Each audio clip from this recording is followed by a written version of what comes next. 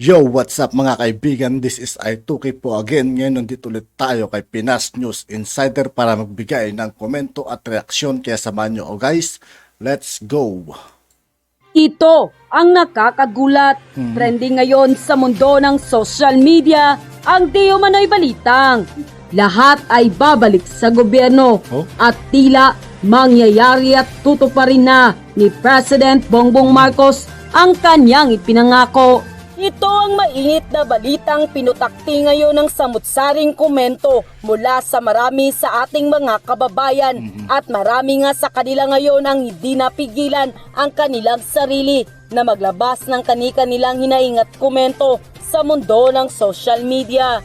Pero bago ang lahat, kung bago pa lamang kayo sa channel na ito, ay huwag kalimutan. Pag di pa nakapag-subscribe kay Pinas News Insider guys, please paki-subscribe po siya at huwag nyo rin pong kalimutan mag-subscribe sa akin channel. Game guys, tuloy ulit natin. Utang i-click ang subscribe at notification bell para mas maging updated pa kayo lalo sa lahat pa ng bagong videos na i-upload namin. At yun na nga mga kababayan, mainit na pinag-uusapan ngayon sa mundo ng social media ang di umano'y balitang lahat ay babalik sa gobyerno.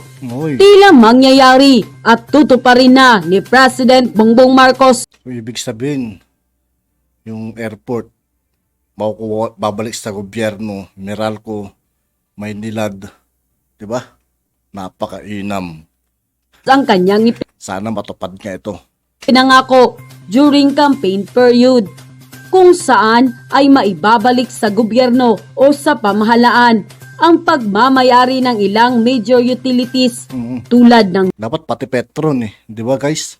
Meralco at Maynilad kung saan ay tila ibinenta noon ng pamahalaan ni former President Cory Aquino sa ilang mga pribadong negosyante. Ito ang kinumpirma ni President Bongbong Marcos sa katatapos lamang na panayam nito kung saan ayon pa sa kanya maging ang NAIA ay mananatili sa pamamalakad ng pamahalaan. Pinabulaanan rin ito ang chismis na ibibenta ito sa isang bilyonaryong businessman na ngayon ay nasa Pilipinas.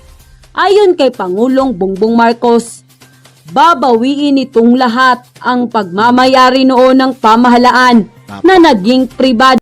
Isang napakagandang balita guys ang binibigay sa atin ni Pinas News Insider ngayon. At sa naway magkatotoo guys. Sa panahon ng pamamahala ng mga Aquino. Dahil naniniwala ito na ang pagmamayari ng mga ganitong utilities ay nararapat na ibalik sa publiko. Mas magiging mababa pangaraw ang singil sa kuryente ng Meralco at tubig kung mangyayari ang lahat ng ito. At higit pa na mas uunlad ang ating bansa. Samantala, hindi naman mapigilan ng marami sa ating mga kababayan na magbigay ng kanilang hinaing at komento sa mundo ng social media. At ayon pa sa kanila, answered prayer na talaga ang hinaing ng mga mamayan na maibalik na ang ating tubig at electricity. Mabuhay ka, PBBM! Mabuhay ka, PBBM! Sa lahat ng mabuti mong layunin sa panahon ng iyong panunungkulan. God bless you in our land. Sa wakas, tunay na mabuti ang Diyos. Nagwakas na ang pamamayagpag ng mga oligarko. Tapos na ang maliligayang araw nila. Yan ang dapat lang mangyari para mapagaan ang problema ng mamamayang Pilipino. At lalong-lalo na, mabawas-bawasan naman ang bigat na dinadalang hirap ng mga kababayan. President BBM, mabuhay kayo. God bless po. Yan ang pinakamainam na plano mo, dear President. Lahat ng pag-aari ng gobyerno noon, bawiin na lahat. Dahil sobrang mahal ng tubig at kuryente, kawawa naman kaming mga mahihirap. Kaya napakalaking pasasalamat namin sa iyo, dear President. Hindi masayang ang aming pagtitiwala sa iyo na ikaw ang aming iniluklok sa Malacanang. Salamat po ng marami, BBM. God bless you. Lalong-lalo na yung buong pamilya. Sa wakas, bababa na ang bill natin sa tubig at kuryente. Konting tiis na lang. Ginagawa na ng paraan ng ating mahal na Pangulo. PBBM lang mabuhay. Panginoon, basbasan at proteksyonan at tulungan niyo po ang aming Pangulo sa ginagawang pagpapaunlad ng aming bansa. End quote.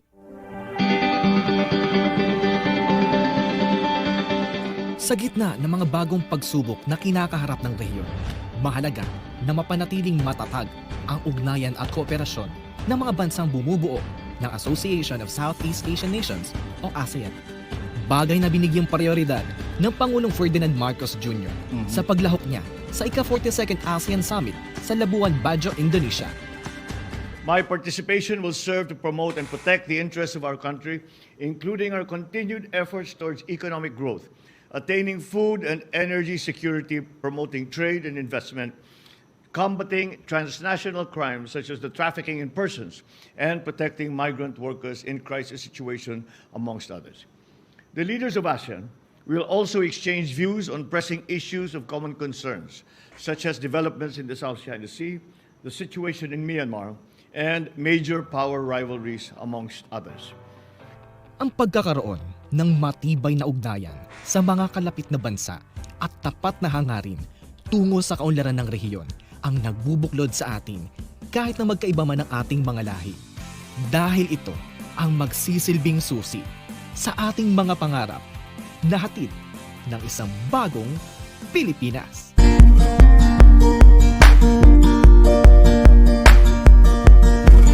Sa loob ng 2 araw na pakikipagpulong ni Pangulong Marcos Jr., naging abala ito para ilatag ang agenda ng Pilipinas at sa mga usaping pangkapayapaan at kaunlaran. The president has many goals here. Essentially, the Philippine goals they can be in terms of political, security, economic, and also social. Essentially, when we say ASEAN centrality, the president will also call for strengthening the mga ASEAN-led mechanisms, like the East Asia Summit, the ASEAN Regional Forum, where ASEAN is the chair, and then where all the other countries, or most of the other countries in the region are represented. And ang discussion will be on issues affecting regional security. And that is where ASEAN can actually play a leading role in at least discussing the issues. So the president will be championing those points. Dala ang temang ASEAN Matters, Epicentrum of Growth, sa pangunguna ni President Joko Widodo ng bansang Indonesia. Bilang chair ng ASEAN Summit sa taong ito, pag-uusapan ng iba't ibang pinuno ng bansang miyembro ng ASEAN ang mga napapanahong pagsubok na kinakaharap ng rehiyon. At the moment, the global economy is not fully recovered. Major power rivalries continue to sharpen. Global dynamics becomes more unpredictable. And thus begs the question, will ASEAN remain to be a spectator? Will ASEAN remain silent? And will ASEAN be capable of being an engine for peace and economic growth? I am confident that ASEAN is capable, as long as we hold a key element, unity. Therefore, onwards, ASEAN must continue to increase efforts to strengthen economic integration, reinforce inclusive cooperation, including through the implementation of the RCEP, and strengthen the regional health architecture, food security, energy resilience, and financial stability. Let us work hard to realize ASEAN Matters, Epicentrum of Growth. Ilan sa mga isinulong ng Pangulong Marcos ang pagtugon sa mga panibagong hamon na patuloy na nakakaapekto sa Pilipinas. I would say the key priorities on the economic are food and energy security, addressing the impact of climate change, promoting trade and investment, and also another new important issue that ASEAN is now addressing is combating transnational crime, especially trafficking in persons. Those are online job scams, mga ganyan.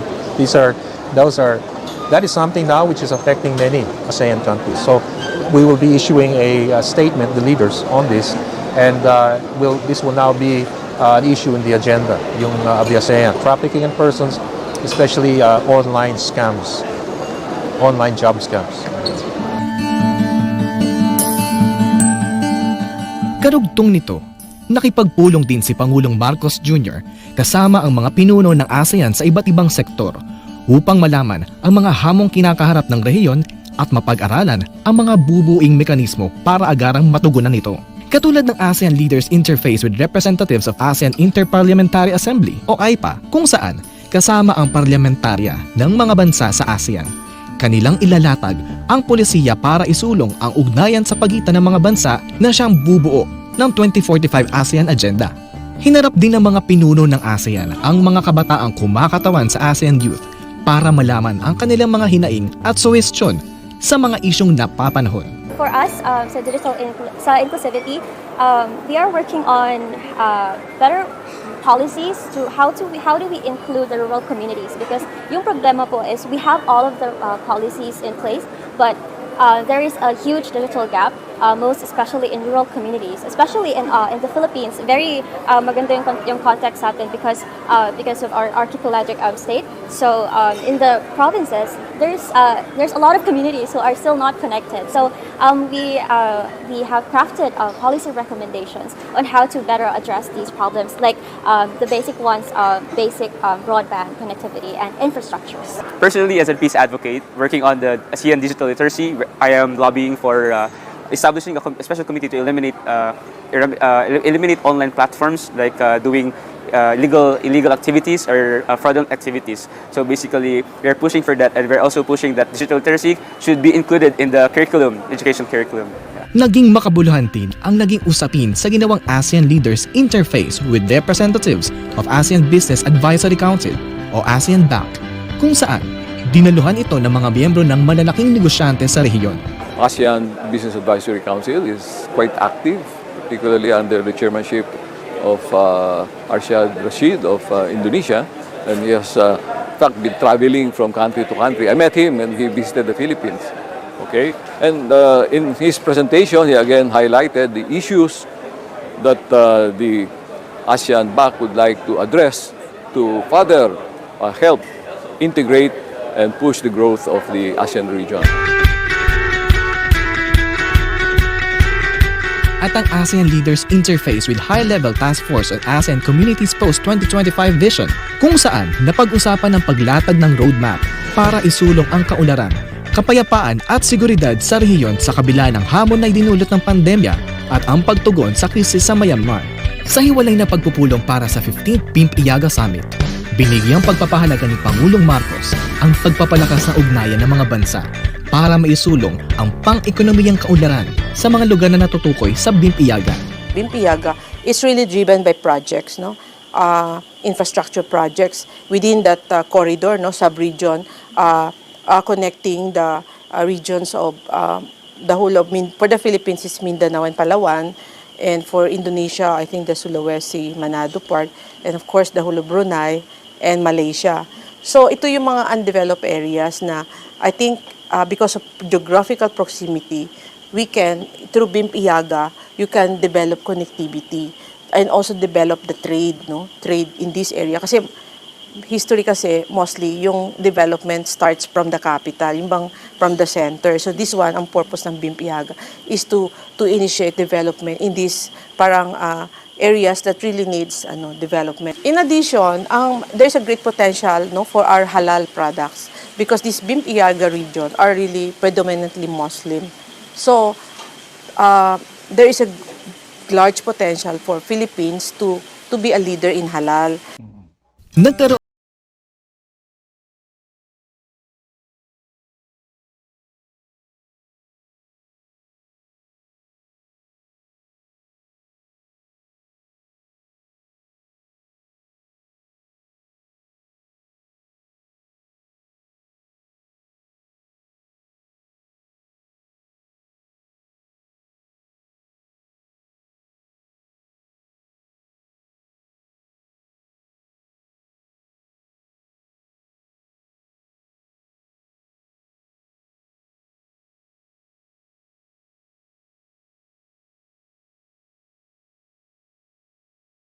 During our meeting with the ASEAN leaders, I emphasized the importance of upholding the international rules-based system which has underpinned regional security, peace, and order in our region.